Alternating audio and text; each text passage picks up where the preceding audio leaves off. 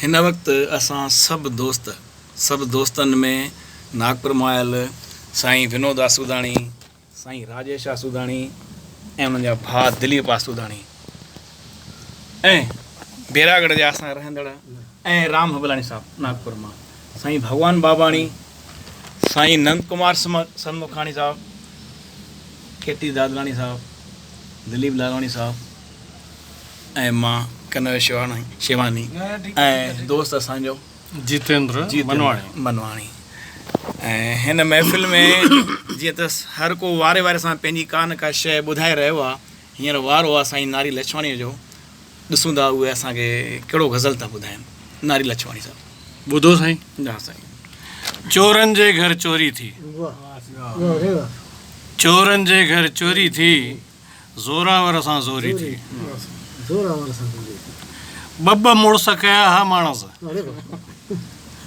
ॿ मुड़ुस कया हा माणस, पोइ बि छोकर छोरी थी। पोइ बि निधणकी साईं।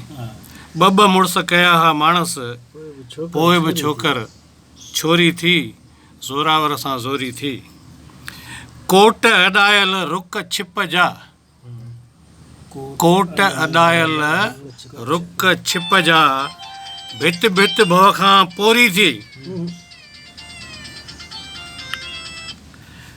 भित भित भव खां पोरी थी, ऐं टोप स्वेटर उणजनि कीअं,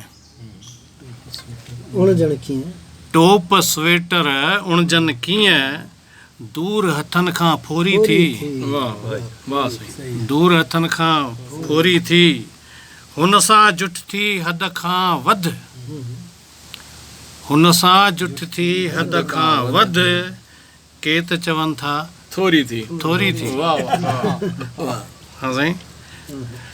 पतंग कटिजी रुली वियो, पतंग कटिजी रुली वियो, ॾोहारी का डोरी थी। ॾोहारी का डोरी थी, नित नज़र नज़र जी चुभ चुभ, नित नज़र नज़र जी चुभ चुभ, वेरी चमड़ी गोरी थी। सुहिणी हुजे न का त पे चुभंदसि नज़रूं हितां त जी, तव्हां बि चुभियूं हूंदियूं ज़रूरु। ऐं घर में आया विस्की रम, घर में आया विस्की रम, ॿाहिरि खीर कटोरी थी। घर में आया विस्की रम, ॿाहिरि खीर कटोरी थी, चोरनि जे घर चोरी थी, ज़ोरावर सां ज़ोरी थी।